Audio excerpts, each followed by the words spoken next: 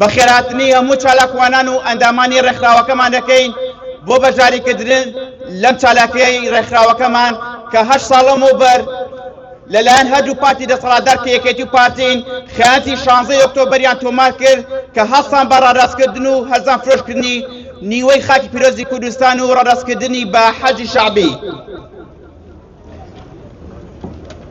یەکێتی و پارتی کە ڕووی یەک دراون و ئەندازیاری خیانەتکردنن مێژوویەکی ڕەشیان هەیە لە خیانەت و دیکتاتۆریەت. لە ماوەی حکومداریان دەستکەوتێکیان نەبوو بۆ کوردستان و هاوڵاتیانی. ئێمە ئەمڕۆ وەکو ڕێکخراوی داکۆک لێرە ئامادەین بۆ شەرمەزارکردن و ڕسواکردنی بەکارهێنانی خیانەتی 16 ئۆکتۆبەر کە بەدەیان پێشمەرگەی قارەمان و گەنجی خوێنگەرمیان بوونە قوربانی دەستی سیاسەتی گڵاوی ئەو دوو پارتە دەسەڵاتدارە کە یەکێتی و پارتین. 16 ئۆکتۆبەر پەڵەیەکی ڕەشی شەرمەزاریە بە نێوچەوانی پارتی و یەکێتی. ئێمە وەکو چالاکوانان و ئازادی خوازان و لە خیانەتکاران خۆش نابین و داوای دەستگایکردنی بەرپرسانی هەردوو حیزب دەکەین کە بەرپرسی سەرەکی ئەو شکست و خیانەتە گەورەیەن لە دەرگایەکی عادیلانەدا تاکو ببن بە پند و عیبرەت بۆ نەوە دوای نەوە بیریان بێنینەوە. بۆ ئەم مەبەستەش ئێستا چینە لای کاکەروان ڕزگار بۆ خوێندنەوەی بەیاننامەی ڕێکخراوی داکۆک لەم چالاکیەدا. گەرمی نیشتیمانی و تێکۆشانی مەدەنیتان لێبێت. ئێمە ئەمڕۆ گرت بووینەتەوە و خۆپێشاندان دەکەین. دەمانەوێت بە خۆمان و بە میلەت و تەنانەت دوژمنانیشمان بڵێن خیانەتی 16 ئۆکتۆبەر نەک لەبیر ناکەین بەڵکو بۆ هەمیشە باسی دەکەین کە ئەو ڕۆژە بە ڕۆژێکی ڕەش و بێبەخت دەبینین لە بەرامبەر خەڵک و خاکی کوردستان. دەمانەوێت بەنەوەکانی خۆمان و بە گەنجەکانمان بڵێن ئەو ڕۆژانە لەبیر ناکەین کە خاک و میلەتمان فرۆشا و خوێنی شەهیدان بە سوک تەماشاکرا. بێڕێزیان بەرامبەر دایکانی جەرگ سوتا و باوکانی دڵبریندار کرد. لەبیری ناکەین ئەو ڕۆژەی لە 150 خاکی کوردستان پێشکەش بە میلیشیا و چەتەکانی حەشدی شەعبی هەرە بە شۆبینەکان کرا. بکەرانی 16 ئۆکتۆبەر دەڵێن ئێوە نەک سیاسی نین بەڵکو کۆمەڵێک چەتە و بازرگان و بازرگانی بە خاک و خوێن و مێژووی میلەتەوە دەکەن. بەڕێزان سیاسیەکانی هەرێم هەموو هەڵێکیان بۆ ئەوەیە ئەو ڕۆژە و ڕۆژە ڕەشەکانی تری خیانەتیان لە بیری خەڵک بەرنەوە بۆ ئەوەی ڕووی ڕەشی خۆیان پێبشارنەوە. بەڵام داکۆک و داکۆکیەکان و داکۆکی کارانی مافی مرۆڤ بۆ هەمیشە 16 ئۆکتۆبەر و بیری سیاسیەکان دەهێننەوە و پێیان دەڵێن ڕووتان ڕەش بێ و ڕسوای هەردوو دنیا بن بۆ ئەو خیانەتەی کردان. بەڕێزان ئێستاش خەڵکی ئەو ناوچانەی کە 16 ئۆکتۆبەر تێیدا ئەنجام درا و لەژێر زوڵم و ستەمی چەکدارانی حەشدی شەعبی و زەوی و زاریان داگیر دەکرێ و سوکایەتی بە زمان و کەلتوریان دەکرێ. جگە لەوەی لێکەوتەی قوڵی دەرونی دروست کرد لە ناوچین و توێژە جیاوازەکاندا بە تایبەت لە ناوچینی گەنجاندا. لە کۆتاییدا دەڵێم سەرکەوتن بۆ دەنگی دلێری ئازادی خوازان و شەرمەزاری بۆ بکەرانی 16 ئۆکتۆبەر. ڕێکخراوی داکۆک 15/2025. پەشێوی مەزن ئەڵێت قڕمان دەکەن قورتان بەسەر دوای مردنیش لێ ناگەڕین نیشتیمانمان بکەن بە ماڵ لێ ناگەڕین گۆشتمان بخۆن وەکو قەلوداڵ گەر هیچ نەبێ دەبینە خاڵۆزەی بێستان زیوانی ناو دەغڵودانتان دەبینە لێم دەچینە ناو پاروی نانتان دەبینە مار پاپکە دەکەینە ناو خوێنتان دەبینە شەرپەنجە و میکرۆب گەرا دەخێنە ناو خوێنتان. ئەندامانی بەڕێزی داکۆک ئەمڕۆ ئێمە لێرە نین تەنها بۆ ئەوەی بیریان بخەینەوە کە ئێمە ئەو کارە ساتە ڕەتەکەینەوە بەڵکو بۆ ئەوە لێرەن پێیان بڵێین تاکو یەک تاکی کورد لەم بەریتانیایەما بێ ناڵینەوە ئیسراحەت بکەن. ئیسراحەت بۆ ئەوە بە هیچ جۆرێک ڕێ پێدراو نییە تاکو یەک تاک لە ئێمەی کوردی نیشتیمان پەروەر لەم وڵاتە بێ ناهێڵینەوە پشوو بدەن ناهێڵینەوە سەرتان نێشێ هەموو یادێک هەموو ساڵێک هەموو کارە ساتێکتان بیر دەخەینەوە پێتان دەڵێن کۆتاییتان نزیکە پێتان دەڵێن کۆتاییتان پێدێنین بەڕێکاری مەدەنی بەڕێکاری دیپلۆماسی لەسەر شەقامەکانی بەریتانیا ڕووی ڕاستەقینەتان بۆ هاوڵاتیانی بەریتانیا و پەرلەمانتاران و حکوومەت و سیاسەتمەدارەکان دەخەینە ڕوو بۆیە وا نەزانن کۆبوونەوەی ئەمڕۆمان کۆبوونەوەیەکی ئاساییە هەموو ئەو شێرانەی لێرە لەم شەقامە لەم کۆبوونەوە دەبینن کەسانی بوێر وازان ڕۆژێک دێ دەبن بە مۆتەکەی گیانتان موچە 3000 و 4000 و 10000 پاوەندیەکانتان ڕادەگرن و ئێوەش بە فڕۆکەیەک بەڕێ دەکەنەوە بۆ بەغدا وا نەزانن لێرە باسییانە پاڵ دەدەنەوە وا نەزانن لێرە بە ئاشتیانە پاڵ دەدەنەوە مناڵەکانتان لەسەر حسابی ئێمە گەورە دەکەن مناڵەکانتان دەبن بۆ قوتابخانە ئینگلیزیەکان ڕۆژانی ئێوەش کۆتایی دێ ڕۆژانی ئێمە دەست پێکە سەرکەوتن بۆ میلەتە سەرکەوتن بۆ حەقا کۆتایی بۆ شتەمکاران و کۆتایی بۆ دوژمنانی میلەتی کوردە یادی 16 ئۆکتۆبەر پەڵەی ڕەشی جاشایەتی تاڵەبانی و بەرزاری لە سەدا 50 خاکی کوردستانیان تەسلیم بە حەشتی شەعبی و ئێران کرد کورد ئەبەد ناگاتە مەقسەد نۆکەری بێگانەیە دوو دڵن پیسن لەگەڵ یەک بۆیەوە بێلانەیە میلەتێکن بۆ نەمانی یەکتر هەر هەوڵ دەدەن داخەکەم هورد و دروشت و شەیدایتانەیە منداڵی کورد چەکیان هەڵگرت ڕۆژێک نەبوو تیایدا نۆکەری بۆ دەوڵەتانی تورک و فارس و عەرەب نەکەن بنەماڵەیەک بەناوی کوردایەتیەوە دەستیان بە داگیرکاری و سەرانە سندن و جاشایەتی بۆ عێراق و دواتر بەرەو ئاشبەتاڵ و دەستماچکردن و شای ئێران گەلیان فرۆش بۆ دوو تەویلەی کەرەچ بەناوی ئاشبەتاڵ هەردوو بنەماڵە بەو جۆرە مێژویان تۆمار کرد بێت زۆر ئاسایی دەبێت جاشایەتی 16 ئۆکتۆبەر بکەنە قارەمانی و شۆڕژگێڕی بۆ خۆیان پەرلەمانیان کردە قوربانی جوود بنەماڵە و بەرژەوەندیان کردە دەربەدەر کرد و بەتانک و زرێپۆشی بێگانە دەنگی میلەتێک و خوێنی هەزاران شەهیدیان کردە ژێر زنجیری تانکەکانی حشتي شعبه لبينومانوي إخوة. اليوم احنا جايين بمناسبة 16 أكتوبر قبل 8 سنوات بيعنا الأكراد 85% للعجد الشعبي. العجد الشعبي مسيطر على مناطق العراقية لأنه ولا شرطة ولا دولة ولا أي شيء ما يقدر يحكي وياه، لأنه هذولا قانون الإيراني يثبتون كل شخص يطردون خاصة الأكراد بالمنطقة العربية. 16 أكتوبر روجيكي رشا كركوكتان فلوس بخيانتكي كش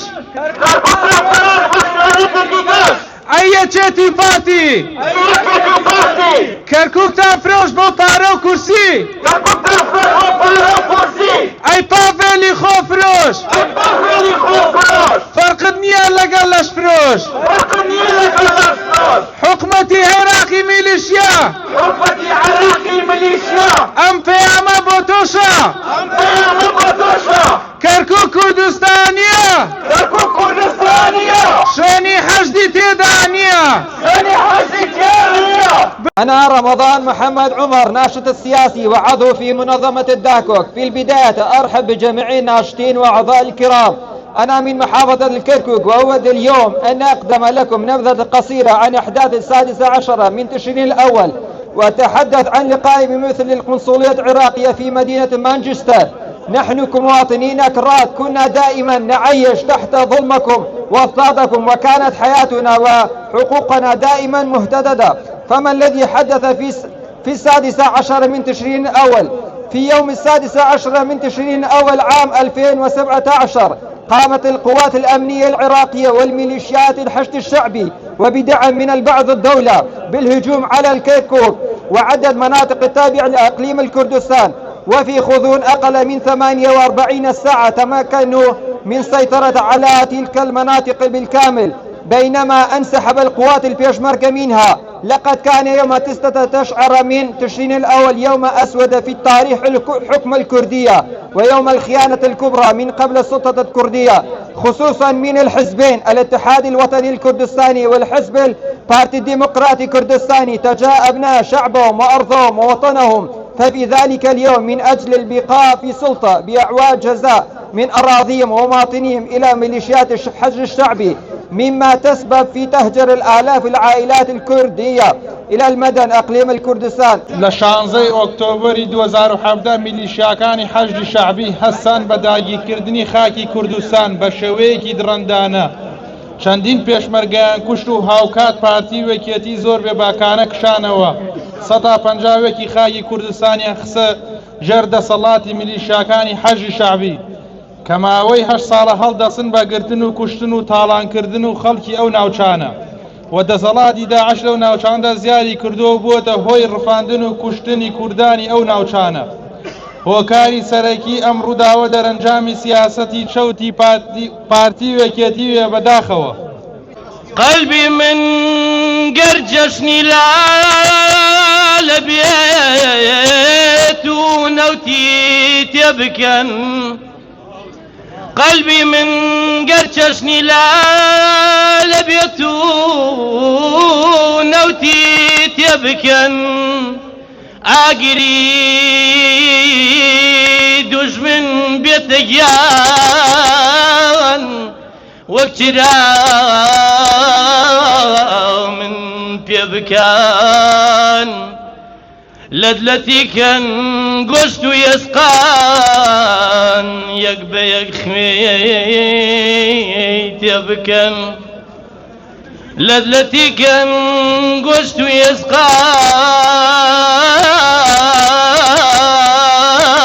يسقان يقبى يخميت يبكان بيترز من ديم ميدان حكم أزادي مدويو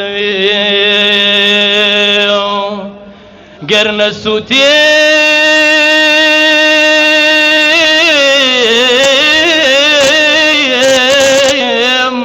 نبم خاكو خۆڵەمێش 8 ساڵ بەسەر 16 ئۆکتۆبەری ساڵی 2017 کە ڕووداوێکی نەگریس و پرشەرمەزاری مێژووی گەلی کووردا تێپدەبڕێت بەهۆی سیاسەتی زۆرە ملۆ منهوڕانەی حیزبە کوردەکان و گوێنەگرتن بۆ داوەڕەوەکانی کۆمەڵگەی کوردی و پشتگوێخستنی پێشنیاز و بۆچوونەکانی کۆمەڵگەی نێودەوڵەتی لە ئەنجامدانی ڕیفراندۆمێکی بێنبنەما کە بۆ هۆی لە دەستدانی لە سەدا پەنجاویەکی خاکی کوردستان و ئەو ناوچانەی کە لە دەرەوەی ئیدارەی هەرێمی کوردستان بوون کە لە شەڕی دژ بە داعشدا نزیکەی 5,000 پێشمەرگیان کوردە قوربانی و دەیان ڕۆڵەی کوردیان بەدیلگرت. بۆیە 16 ئۆکتۆبەر پەرڵەیەکی ڕەشە لە مێژووی هاوشەرخی کوردستان و ئێستاشی لەگەڵدا بێتەپرسانی کورد بۆ مانەوەی خۆیان یاری بە چارەنووسی هەموو کوردەکەوە بکەن.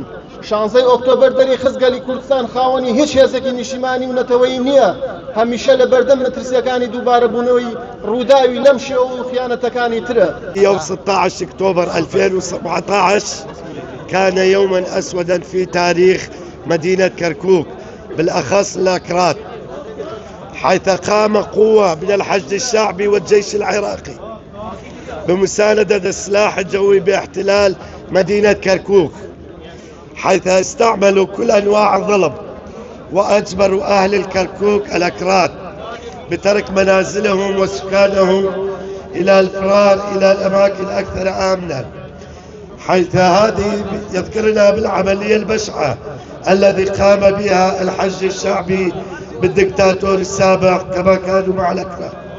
لن ننسى هذا اليوم في تاريخنا لمدينة كركوك. شكرا. عراقي داگیرکار آزادی کا کرکوکی بریندار هو بارزاني وزبينا لطالاني هو طالباني پێشمەرگە مەکە بە قوربانی هو عێراقی داگیرکار مەی کوشە کوردی دەربەدەر دا ڕۆژێکی شوم و ئاڵۆز و خەماویە، کوردێکی ڕەسەن نییە، خاکپارێز و نیشتیمان پەروەرێک نییە لە سەرانسەری دنیا. شەوی 16 ئۆکتۆبەری 2017 بە خیانەتێکی مێجووی ڕانەسڵێکی بێت و چونکە ڕووداوەکە جیا لەوەی ڕەهەندێکی ناوخۆیی و ڕەهەندێکی جیهانیشی هەبوو، کاریگەریەکانی بە ئێستا شەوماوە. ئەو ڕۆژە بە بەرچاوی تەواوی گەلی کورد و جیهان خیانەتیان لە نیشتیمان و کەرکووک کرد. لە ساڵیادی خیانەتی 16 ئۆکتۆبەر بە پێویستمان زانی گربوونەوەک ڕێک بخەین بۆ شەرمەزارکردنی ناپاکانی ئەو ڕۆژەی کە هەڵسان بە ئیتیفاق و ڕێکەوتنی ژێربەژێر سەدا پەنجای خاکی کوردستانیان جێهێڵا و تەسلیمی حەشی شەعبی حکومەتی حەراقیان کرد. ئەمەش مایەی شەرمەزاری و سەرشۆڕیە بۆ یەکێتی و پارتی. لێرەوە داوا دەکەین خاین و خۆفرۆشانی دوو بنەماڵە بە سزای یاسایی خۆیان بگەن. زۆر سپاس. و چالاکوان و تەواوی خەڵکی کوردستان ئەمڕۆ لێرەین بۆ داکۆکیکردن و سەرکۆنەکردنی ئەو دەستانی بوونە هۆکاری ئەم ڕۆژە ڕەشە کە ناسراوە بە 16 ئۆکتۆبر وەک لە بەرچاوی هەمووان ڕوونە لە بەرابایانی 16 ئۆکتۆبری ساڵی 2017 باوکاری چەند سەکردەیەکی ئەو کاتی یەکێتی نیشتیمانی کوردستان و پارتی دیموکراتی کوردستان و حەشدی شەعبی و کۆماری تیرۆریستی ئێران شاری کەرکووک و چەند قەزا و ناحەیەکی هەرێمی کوردستان فرۆش دەپێنا و چەند پاداشەشی پیس و گڵای خۆتان بۆ لە دەسەڵاتی دیکتاتۆری خۆتان بمێننەوە وەلێ لە بیرمان نەچووە چەندانەوەی ئەم وڵاتان خەڵتانی خوێن کرد دەستمیل بە داگیرکەرانی کوردستان کرد و لە سەدا 51 خاچی کوردستانتان زۆر خۆفرۆشانە فرۆشت. وەکی 8 ساڵان پێش ئێستا پارێزگای مەی کەرکووک کاتە داگیرکردن لە لای دەستی حەشدی شەعبی و دەسەڵاتی تیرۆریستی ئیرانە دەسەڵات خۆفرۆشی کوردی خەڵکی مە شەهید سیڤیل تێداکردینە هەر بێ بیرەوەریە ساغ دەکەین بژی کورد و کوردستان. یەکێتی نیشتیمانی فرۆشیاری کوردستانی بنەماڵی تاڵەبانی پێشەنگن لە تاڵانی ئەی میلەتی قوربەسەر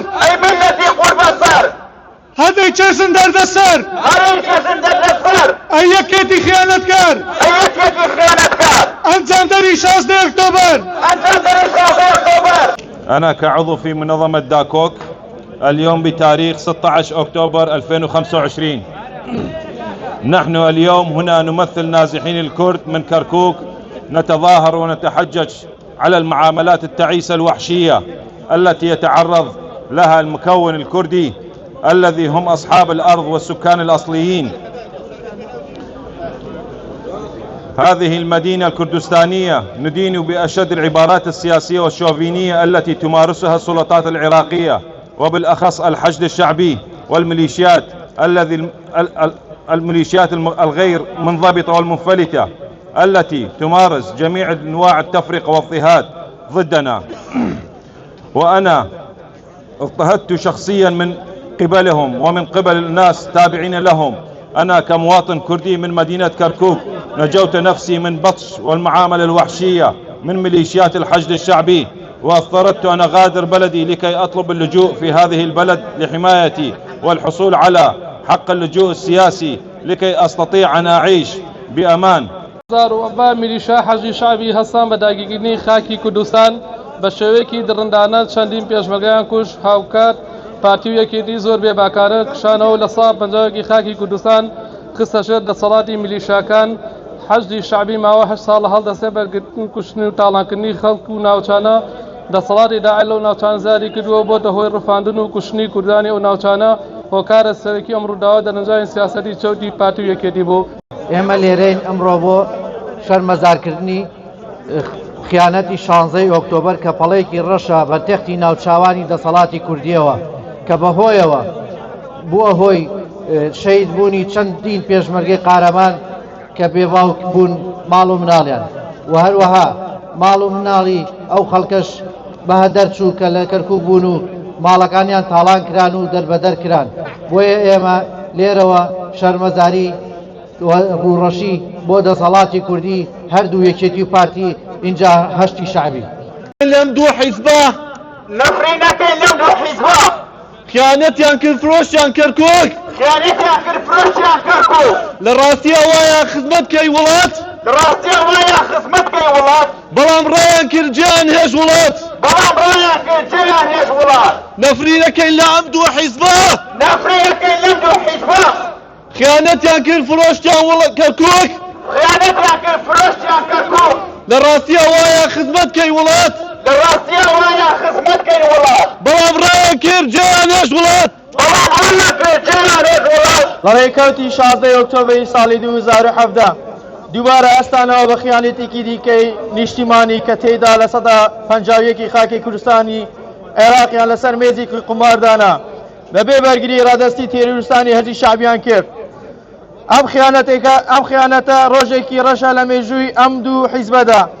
ئێمە لە ساڵیادی خیانەتی 16 ئۆکتۆبەردا هەردوو حیزبی بەرپرسیار لە خیانەتەکە و هەروەها هێرشی درندانەی ملیشەکانی هەژدی شاوی بۆ سەر خاکی کوردستان شەرمەزار دەکەین، دژی دەنووسین و خۆپیشاندان دەکەین. ئاران و ئەنفال سێم کارەساتە بەسەر گەلی کورد و بە پاڵپشتی یەکێتی و پارتی بووە هۆی لە دەستدانی 150 خاکی کوردستان و ماڵوێرانبوونی دەوروبەری خەڵکی کەرکووک.